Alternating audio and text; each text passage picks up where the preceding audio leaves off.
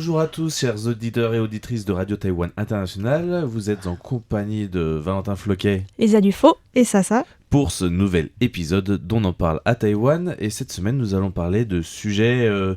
Personnellement, par exemple, je vais commencer par vous introduire mon sujet qui est un peu spécial. Je parle de la SACEM taïwanaise. J'ai jamais vu d'informations là-dessus, alors je me suis dit peut-être que ça intéresserait certains de nos auditeurs.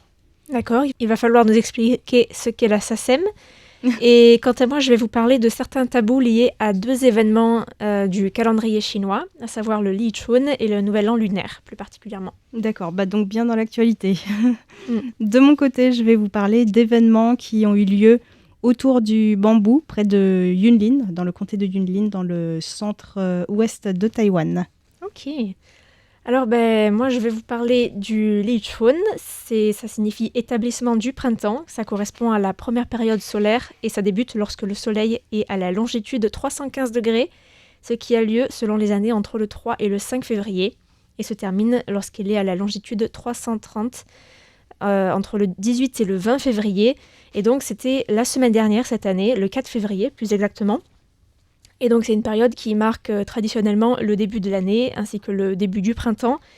Et ce qui a arrêté mon attention, c'est que le média taïwanais Taiwan News a publié une interview d'un numérologue de style chinois, un certain Xiao Meng, pour savoir quels sont les tabous liés au Li Chun.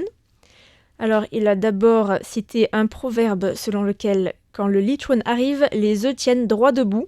Donc apparemment, on peut, pour le Li Chun, essayer de faire tenir des œufs en équilibre pour symboliser le début du printemps. C'est marrant ça, parce que normalement, c'est plutôt lors de la fête Duan-Wujie, non, la fête des bateaux dragons qu'on fait ça. Moi aussi, je croyais que c'était plutôt quelque chose qui se fait seulement à cette période, mais apparemment non. Et donc, c'est aussi la pression de la lune, etc., qui fait que les œufs, exceptionnellement, à cette période... peuvent tenir verticalement, ce qui est assez incroyable. Je ne sais pas, mais en tout cas, ça symbolise le début du printemps et l'importance de garder une bonne moralité. D'accord. Pour quelle raison, je ne sais pas, oui, voilà. Et du coup, ceux qui n'arrivent pas à faire tenir un œuf droit ne resteront pas très moraux pendant l'année. Dépravés pour l'année à venir. Mais bon, pour être honnête, je ne sais pas si c'est une tradition très répandue. En tout cas, Meg, elle n'en avait jamais entendu parler. Donc, bon, voilà, on sait à quoi s'en tenir. Et Xiao Meng recommande aussi d'utiliser des baguettes en bambou qui symbolisent les arbres et de les placer dans son sac ou sur un bureau pendant 1 ou 2 jours avant de s'en servir pour manger, ce qui attirerait la chance, car c'est un symbole d'abondance et de prospérité dans l'année. Je suis sûre que tu l'as fait. Oui. Je rigole.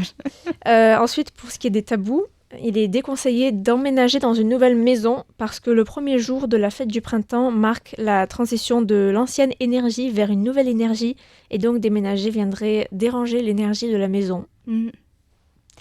Ensuite, un autre tabou qu'on peut facilement deviner, c'est celui de ne pas se disputer et encore moins se battre donc. C'est peut-être pour ça que le Parlement se repose pendant cette semaine, je ne sais pas. Je ne sais pas si vous avez vu cette semaine, il y a eu une actualité intéressante, c'est 10 députés qui sont mis en examen pour s'être bagarrés dans le Parlement. Seulement 10 ? Oui. Ça pourrait concerner plus de personnes, à mon avis, mais... Voilà, donc une dispute, ça viendrait souiller la chance qu'apporte le premier jour du printemps et contaminer l'année entière, donc il vaut mieux tenter de maintenir l'harmonie, au moins pour ce jour-là. Et selon Xiao Meng, il faut aussi éviter de rester allongé toute la journée parce que le premier jour du printemps est un jour où s'accumule l'énergie yang et où la température augmente. Donc il faut plutôt faire de l'exercice pour promouvoir la circulation du sang et rester en bonne forme physique. Mais bon, je pense que c'est un conseil qui peut vraiment s'appliquer à tous les jours de l'année, de ne pas rester toute la journée allongé sur son lit, sauf si on n'a pas le choix. Et il faut aussi éviter de faire des exercices trop intenses parce que l'énergie yang viendrait détruire la santé. Et enfin, il ne faut pas regarder trop de dramas, trop de séries ou pas jouer trop à des jeux parce que le Li Chun, c'est une période où on fait des plans pour l'année à venir. Donc si on se laisse aller à la paresse pendant cette période, le succès risquerait de nous passer sous le nez pendant l'année. Et au contraire, il vaut mieux privilégier des activités qui attirent la prospérité, comme organiser des cérémonies pour accueillir la nouvelle année, manger des plats typiques du printemps et les sorties en famille. Voilà. Et pour le nouvel an lunaire, il y a toute une série de choses aussi à faire et à ne pas faire, qui je pense sont beaucoup plus connues et plus largement partagées que ce que je viens de mentionner. Alors j'ai trouvé une liste sur un article du Business Weekly, un média taïwanais en mandarin, qui reprend des tabous beaucoup plus connus de tous. Alors le premier, c'est de ne pas se couper les cheveux, parce que le mot cheveux est un homonyme du mot fortune, donc Toufa et Fa. Alors se couper les cheveux pendant le nouvel an lunaire, c'est un peu comme couper ses chances financières en deux. Et donc laver ses cheveux également, c'est comme faire un gros trou dans son porte-monnaie et voir tout son argent s'envoler. Les salons de coiffure, je pense qu'ils peuvent du coup fermer pendant le nouvel an. Oui, c'est ça. Moi, j'avais entendu c'était pendant le mois après même, hein, de pas aller chez le coiffeur. C'était un mois complet. En tout cas, les personnes comme moi qui n'ont pas forcément des cheveux secs, je pense qu'elles doivent souffrir pendant cette période. Moi, je pourrais pas. Et donc, il ne faut pas non plus faire de lessive, ni passer le balai, ni jeter la poubelle. Alors ça, c'est plus dur. Ouais, c'est plus dur. Parce que le premier jour du nouvel an lunaire, c'est l'anniversaire du dieu de l'eau. Et donc, faire de la lessive ou laver quoi que ce soit, ce serait comme dire à la divinité qu'on ne respecte pas. Juste le premier jour, alors, j'imagine. Donc, effectivement. Ok. Ouais. En théorie, mélanger l'eau avec du sale, c'est pas terrible pendant cette journée. Et pour le balayage ou la poubelle, là aussi, ça pourrait symboliser que vous jetez votre fortune par la fenêtre et que vous balayez toutes vos chances de prospérité. Et de toute manière, on est censé faire un gros ménage de printemps avant l'arrivée du nouvel an lunaire. Donc, se débarrasser des choses dont on n'a pas besoin, des choses superflues, nettoyer bien la poussière et tout ça. Le gros ménage est fait chez moi. Waouh, bravo. Moi, non. Pas encore. En tout cas, je trouve que c'est une bonne tradition. Je sais que ça existe en France, mais personnellement, on n'a jamais suivi cette tradition dans ma famille. Je sais pas pour vous. Si, ma mère, Si on sort tout des placards, on nettoie tout. Ah ouais. Ouais. Ma mère, c'est tous les jours, donc Wow. enfin, peut-être pas le grand ménage, Le mais cliché. comme elle fait des petits ménages tous les jours, elle n'a pas besoin de grand ménage, en fait. Ça, c'est bien. C'est pratique aussi. C'est bien. Mais bon. En tout cas, moi, ça m'était inconnu et depuis que je suis à Taïwan, j'aime bien le faire. Et pareil, chez Donc, moi, c'est bien. ma mère On se nettoie sent déjà mieux. beaucoup à la base. Mais le grand nettoyage de printemps, c'est vraiment méthodique. On refait tous les stocks. Enfin bon, Waouh. c'est limite un magasin à la maison, quoi. Et la différence, du coup, toi, maintenant qui as l'expérience d'être dans une famille taïwanaise, est-ce que c'est différent le grand ménage en France et le grand ménage de printemps à Taïwan? En tout cas, entre ma mère et ma femme, il n'y a pas grande différence. Mais à Taïwan, on voit quand même beaucoup de canapés, de pianos, tout ça dans les poubelles. En fait. C'est vrai, en ce C'est un moment, truc je vois de fou. plein de choses que les gens jettent. Mais j'avais Oui. pas fait le lien avec le nouvel an lunaire. Mais c'est pour doit ça être que moi, hein. je fais le lien aussi avec On en parle à Taïwan il y a quelques semaines, avec un monsieur qui avait récupéré un rice cooker autocuiseur de riz et qui s'était fait juger Oui. pour ça parce qu'il l'avait donné à quelqu'un. Les camions Ah oui. poubelles, là. C'est Ouais. fou, quoi, alors qu'il n'avait pas le droit de... Enfin, voilà. Il y a tellement de gens qui jettent plein de trucs et soi-disant, c'est propriété de l'État, du coup. Mais... C'est pas encore récupéré. Là, c'est parce qu'il avait récupéré dans son service, donc c'était un peu spécifique. Oui. Mais quand c'est encore sur le trottoir, en théorie, c'est pas encore la propriété d'État. C'est donc ils ont ambigu. pas ramassé, voilà. Donc c'est un peu une zone, Zone grise. Et je peux donner une anecdote. J'avais des potes, il y a un petit moment, qui habitaient à Taïwan à l'époque, qui faisaient leur appartement uniquement avec les meubles de changer le nouvel an, quoi. Il y avait rien à eux, ils avaient jamais rien acheté. C'est Ils faisaient possible. que de la récup. Ouais. Parce que parfois, les gens mettent des choses qui marchent encore. Hein, Oui. Oui, de c'est l'argent. bizarre. Mais il faut éviter d'emménager à Taïwan en mars, par exemple. Parce que sinon, il faut attendre 1 an pour avoir des meubles. Pour eux, ouais. Après, ça faisait déjà un moment qu'ils étaient à Taïwan, et donc c'était un truc qu'ils avaient pris l'habitude de faire. Ok. Ça, c'est intéressant. Et pour les tabous, il y a autre chose, c'est pas de dette.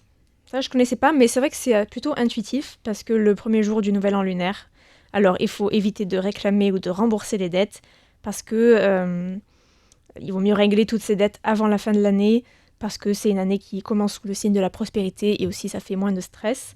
Et aussi, harceler quelqu'un pour son argent ce jour-là, c'est vraiment s'attirer le malheur financier pour les deux, en fait.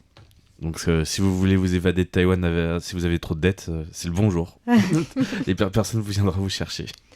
Et ensuite, attention, ça rejoint le tabou du Li Chun, c'est pas de grasse mat ni de sieste pour démarrer l'année de bon pied. Alors, selon la tradition, rester au lit le jour du nouvel an, c'est risquer de passer l'année cloué au lit. Donc peut-être avec une maladie, je ne sais pas. Et ce serait aussi un signe de paresse qui pourrait gâcher les chances de réussite au travail pendant l'année. Le travail. Le travail, et surtout le succès. Voilà. Bon, perso, moi je serais à Fo Guangshan, on va se lever tôt. Chez les moines. Voilà. Alors, ensuite, pas de gros mots. Donc, on revient un peu sur pas de dispute, l'harmonie dans la famille et tout ça. En effet, les gros mots, ça peut vous rendre susceptible de provoquer des disputes pendant l'année à venir. Donc, il vaut mieux essayer de dire des paroles gentilles et de faire des bonnes actions.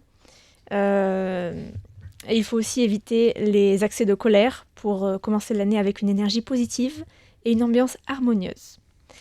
Ensuite, une autre tradition. Est-ce que vous pouvez deviner, puisque c'est une des dernières que j'ai dans ma liste? C'est lié à des objets. Des objets à éviter. Des objets en verre. Il y a quelque chose dans cette veine-là. Alors, il faut éviter de briser un objet le jour du Nouvel An, parce que ce serait ouvrir la porte aux pertes et aux conflits familiaux dans l'année à venir. Donc, si cela arrive tout de même, on peut ramasser les morceaux, les emballer dans du papier de couleur rouge ou un tissu rouge et les placer sous l'autel familial. Et pendant ce rituel, il faut prononcer la phrase « Soe Soe Ping An » parce que le mot pour Soe de briser est remplacé par l'homonyme Soe, l'âge ou l'année, donc pour symboliser la longévité et la paix. Donc ça peut être aussi une bénédiction cachée, on va dire. Ensuite, il y a le tabou concernant les objets pointus. Donc, selon la tradition, utiliser des ciseaux, des aiguilles ou tout autre objet tranchant, comme même des coupes-ongles, ça serait couper la future richesse en morceaux. Donc, même les coupes-ongles, c'est à éviter. Il faut bien se couper les ongles avant le Nouvel An. Et enfin, on a la culture des enveloppes rouges ou des cadeaux. Donc, il faut oublier les montants impairs, parce que les bonnes choses arrivent toujours par deux. Donc il faut préférer les sommes paires comme 200, 600 ou 800 dollars taïwanais, ou encore plus pour ceux qui peuvent. Et côté cadeau, c'est la même règle. Donc il faut opter pour des objets en nombre pair. Par exemple, un set de 2 tasses à offrir, une boîte de gâteaux à l'ananas ou des fruits en 2, 6, 8 ou 12 exemplaires. Et donc, surtout, éviter le chiffre 4 qui est synonyme de malchance parce que c'est ça ressemble au mot mort. Mais merci voilà pour beaucoup. tous ces tabous. Est-ce qu'il y en a que vous ne connaissiez pas? Oui, pas mal. Que je ne connaissais pas, oui. Je ne connaissais pas celui de la dette, par exemple. Moi, c'était plutôt pour les coupes-ongles ou les trucs comme ça. C'est parce qu'en général, je vois les Taïwanais qui essayent de tout payer, leurs factures et tout, avant le Nouvel An, quoi. Ouais. Ok. Merci beaucoup pour tous ces rappels. Ça va pas être facile quand même de tout suivre pour l'année, pour la semaine prochaine. Ouais. Voilà. Et en parlant de payer et de choses comme ça, je vais vous parler donc de droits d'auteur et de la SACEM taïwanaise qui s'appelle l'ARCO. Alors la SACEM, c'est en France, c'est la Société des auteurs, compositeurs et éditeurs de musique qui régit un petit peu tout ce qui est droits d'auteur, etc. pour la musique. De l'autre côté, donc on a l'ARCO à Taïwan qui a été créée, elle, en septembre 89 sous le nom officiel d'Association des propriétaires de droits d'enregistrement de la République de Chine. Elle a été reconnue par le ministère de l'Intérieur et enregistrée auprès du tribunal de Taipei, devenant ainsi une organisation à but non lucratif chargée de gérer les droits d'auteur des enregistrements musicaux.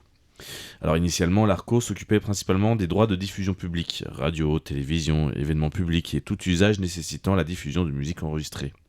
En 1999, l'ARCO a fusionné avec l'AMCO, Audiovisual Music Copyright Owner Association, élargissant donc ses compétences aux œuvres audiovisuelles, ce qui inclut la projection de films, la diffusion télévisuelle et la transmission en ligne. Cette fusion a permis à l'ARCO de centraliser la gestion collective des droits pour un plus grand nombre d'œuvres et de mieux représenter les intérêts des créateurs et des maisons de disques, locales comme internationales. En 2012, l'association a officiellement adopté le nom actuel, qui est l'ARCO, pour refléter son rôle central dans la gestion des droits musicaux et audiovisuels à Taïwan. Aujourd'hui, elle représente 39 maisons de disques et plus de 2000 labels à l'international. Alors, il faut savoir que l'ARCO agit comme intermédiaire entre les créateurs et les utilisateurs de musique et que concrètement, elle collecte les royalties pour le compte des titulaires de droits et s'assure que toute utilisation publique d'enregistrements musicaux ou audiovisuels est légale. Elle gère plusieurs types de droits, que ce soit les droits de diffusion publique, c'est-à-dire diffusion à la radio, à la télévision, sur internet ou dans des lieux publics, que ce soit les droits de performance publique, qui sont les concerts, les événements, les karaokés, les cafés ou restaurants. Il y a aussi les droits de reproduction qui sont nécessaires à la diffusion, que ce soit des copies temporaires ou numériques pour permettre la transmission. Et enfin donc les droits de diffusion audiovisuelle qui sont venus avec l'AMCO et qui sont les droits de projection de films ou vidéos contenant des enregistrements sonores. L'ARCO facilite également l'accès aux œuvres étrangères grâce à son adhésion à la CISAC, la Confédération internationale des sociétés d'auteurs et compositeurs, et cela signifie qu'un utilisateur à Taïwan peut obtenir légalement les licences pour des chansons internationales via l'ARCO, qui sert de point de contact centralisé. J'imagine qu'à RTI, on doit avoir des contacts avec eux Oui, pour les musiques qu'on diffuse. On est officiellement affilié à l'ARCO. En comparaison avec la SACEM en France, l'ARCO se concentre sur les enregistrements sonores et audiovisuels, alors que la SACEM gère l'ensemble des droits musicaux, y compris la composition et les paroles. En d'autres termes, l'ARCO est spécialisé dans la gestion des droits liés aux enregistrements, tandis que la SACEM couvre la création musicale dans son ensemble. À Taïwan, le droit d'auteur repose sur le principe de territorialité, ce qui signifie que seuls les droits obtenus selon la loi locale sont protégés. Cependant, avec la mondialisation et les échanges internationaux, Taïwan applique également le principe de réciprocité, avec des œuvres de certains étrangers qui peuvent être protégées si leur pays d'origine protège aussi les œuvres taïwanaises. Depuis l'adhésion de Taïwan à l'Organisation mondiale du commerce et la signature des accords TRIPS, la majorité des œuvres étrangères sont désormais protégées selon le principe de traitement national, offrant aux créateurs étrangers une protection équivalente à celle des Taïwanais. Concrètement, cela signifie qu'une chanson française ou américaine diffusée à Taïwan bénéficie d'une protection légale et de droits de royalties, à condition qu'elle soit correctement enregistrée et autorisée via un intermédiaire comme l'ARCO. Pour utiliser légalement une œuvre musicale, même uniquement à Taïwan, plusieurs autorisations sont nécessaires.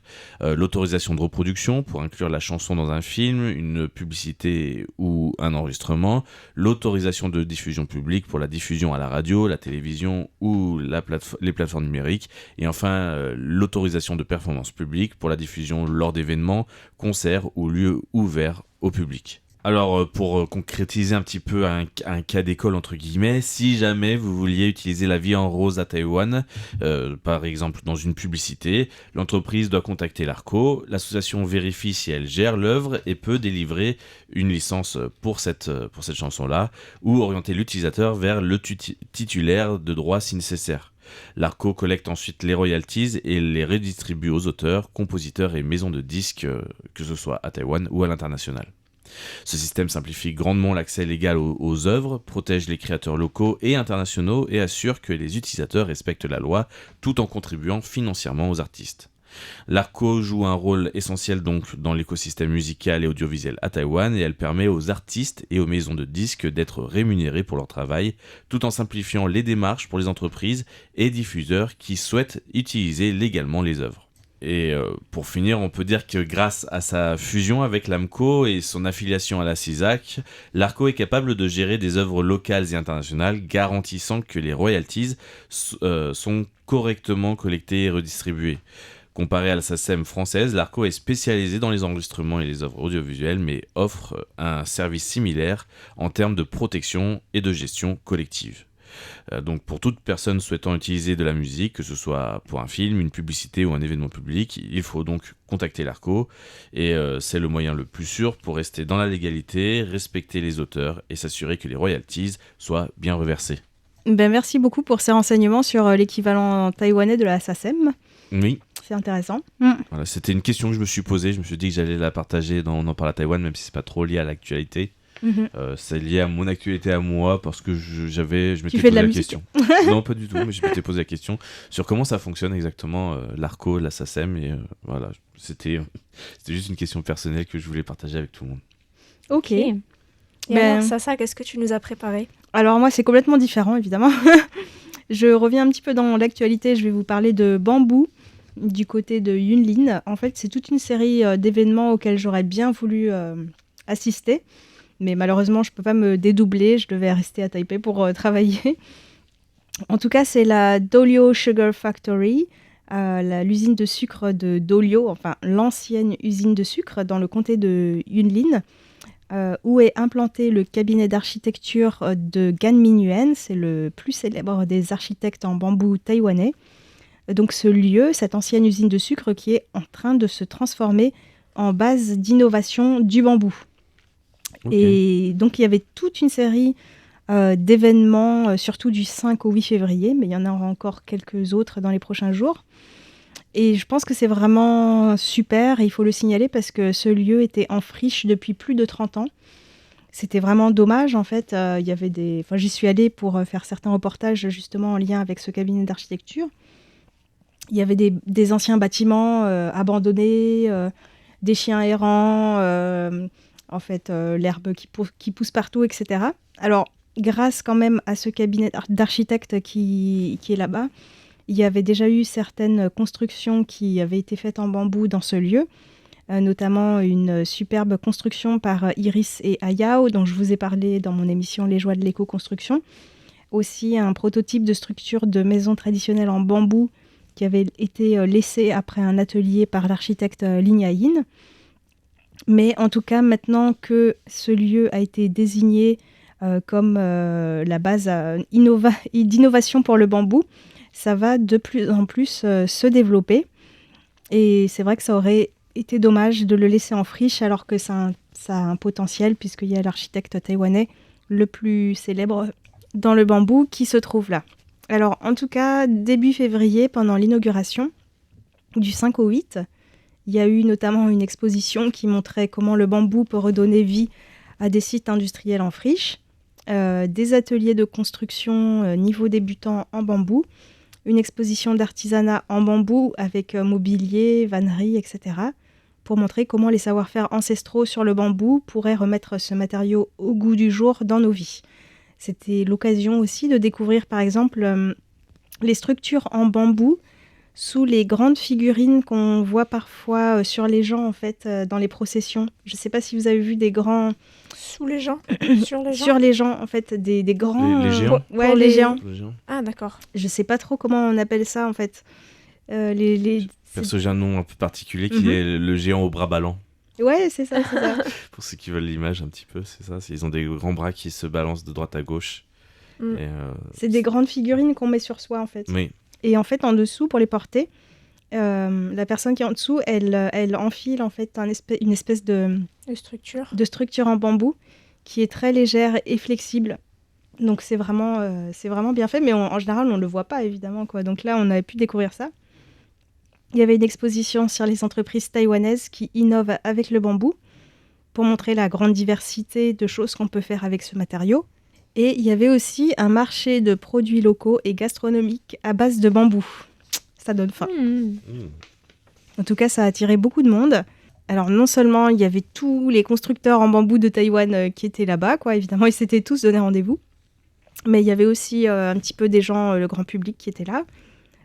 Et puis, si peut-être pendant les vacances du Nouvel An lunaire, vous n'avez pas grand-chose à faire, vous pouvez toujours éventuellement vérifier sur les posts de la page Facebook de Green Media. Je vous mettrai le lien dans l'article pour voir s'il y a des jours, des activités les jours où vous êtes libre, si vous avez envie de passer là-bas jusqu'à Tolio. C'est plutôt un endroit assez rural dans le comté de Yunlin.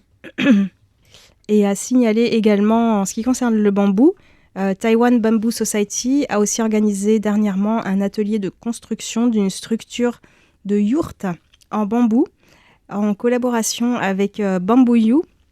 C'est une école d'architecture en bambou implantée à Bali, en Indonésie. Et malheureusement, j'ai pas pu y aller, mais il paraît que c'était vraiment super. J'ai vu les photos. Ça avait l'air super. J'imagine. Et donc, Luis Echeverria, qui vient de l'école Bamboo U, qui était là donc, pour animer cet atelier, a aussi profité de son passage à Taïwan pour donner des conférences et visiter plein de lieux en lien avec le bambou à Taïwan. Donc c'est vraiment super de voir se développer tous ces liens entre le monde taïwanais du bambou et l'Asie du Sud-Est, et même à l'international, puisque lui, Luis Echeverria, il est mexicain. Alors, à signaler aussi en lien avec le bambou, l'architecte Lin Ya-in, dont je vous ai déjà parlé dans Les Joies de l'éco-construction, elle a pu mener à bien récemment son projet de livre sur les constructions traditionnelles en bambou à Taïwan. Et en fait, pour cela, elle avait suivi des maîtres artisans très âgés, qui avaient autour de 90 ans notamment, qui sont encore vivants, pour essayer de comprendre ce savoir-faire Et comme elle est elle-même architecte, elle a vraiment pu le documenter d'une manière professionnelle. Ah, c'est super. Donc je me réjouissais aussi, en fait, d'autant plus que j'adore les livres. Et malheureusement, malheureusement pour moi, mais heureusement pour elle, ces livres se sont arrachés comme des petits pains. Wow. Évidemment, lors de l'inauguration de l'événement dont je viens de vous parler à Dolio. Donc il n'en reste plus, mais elle a fait une version numérique qu'elle a déposée à la Bibliothèque nationale de Taïwan. Mais il faut quand même être membre de la bibliothèque pour pouvoir le consulter en version numérique. Alors je rappelle que c'est quand même des livres en mandarin, donc je pense que ça intéresse plein de monde, mais c'est en mandarin. Donc voilà, il faut quand même parler le mandarin, mais peut-être qu'un jour ça sera traduit dans d'autres pays, je l'espère. Et je suis sûre que tu aimerais bien l'interviewer pour les joies de l'éco-construction, parce que c'est vraiment pile dans ton sujet, donc ça fera une bonne suite d'émissions, je pense. Tu lis dans mes pensées. En tout cas, tout ça, ça va dans le sens du projet du Bureau des forêts de redynamiser la filière du bambou. J'en ai parlé dans mes différentes émissions. Et ça redonne de la fierté aussi aux Taïwanais d'utiliser le bambou, un matériau qui a été délaissé au profit du plastique ces dernières années. Alors, pour terminer, je voulais vous faire un petit quiz. Savez-vous combien de pourcentage des forêts à Taïwan sont des forêts de bambou ? Waouh, ça c'est une bonne question. 20% pour moi. 20% ? Ouais. Moi, je dirais pas autant. Je dirais peut-être entre 10 et 15%. Oui, C'est tu as 10. raison. Eh ben, c'est 11%. Ok. Bravo. Parce qu'il y a tellement de forêts à Taïwan. Je crois que c'est 80% du territoire qui est des montagnes. Donc la plupart des montagnes, ce sont des arbres, de la jungle plutôt, que des bambous. Ouais, c'est vrai qu'il y a des bambous qui sont pas forcément en forêt, quoi. Souvent, à la lisière des forêts, il y a des parties de forêts de bambous, mais c'est pas si étendu que ça. Donc, ok, ça peut se comprendre. Mais en tout cas, moi j'aime bien me balader dans les forêts de bambou, c'est super agréable. Je crois Ça que... fait une sorte de tapis de feuilles quand on marche. C'est quoi ta forêt de bambou, celle que t'as préférée ? Ah, je connais pas de nom. Oui, je me souviens qu'il y en a à Alishan, mais... Non, à Shinju, je me souviens qu'il y en a. Moi, celle qui m'a marqué, c'est celle pour accéder en fait au pont qui traverse en fait la vallée au niveau du petit Wulai. Shaolai. Ouais. Ok. Juste au-dessus du bassin de Sanji. Ah oui, c'est le bassin de Sheman. Oui, c'est ça. Le réservoir, d'accord. Oui. Moi, j'avais pas compris le bassin. Mais ouais, Ok. en fait, en tout cas, c'est très intéressant. Moi, ce qui m'intéresserait, en tout cas, et je suis sûr que ça va nous en reparler à l'avenir, mais j'aimerais bien savoir, en fait, quel est vraiment le projet d'innovation dans ce centre, dans cette base d'innovation, parce que c'est comme ça quand même que ça s'appelle, et là, on est encore quand même sur des présentations plus du bambou, plus que de l'innovation en soi-même. Et j'aimerais bien savoir les programmes, en fait, C'est d'innovation. peut-être des innovations en matière de technique, de construction, oui, d'objets. c'est sûr, mais en général, il y a des programmes, quand c'est ce qu'on appelle des bases d'innovation, il y a un programme de recherche et de travail pour la promotion du bambou et son travail en général. Et je suis sûr que ça nous en parlera très bien. Tout à fait. Voilà, on arrive déjà à la fin de cette émission On en parle à Taïwan de cette semaine. On vous dit à bientôt pour le prochain épisode de On en parle à Taïwan et on vous dit bonne année. Bonne année du cheval, exactement.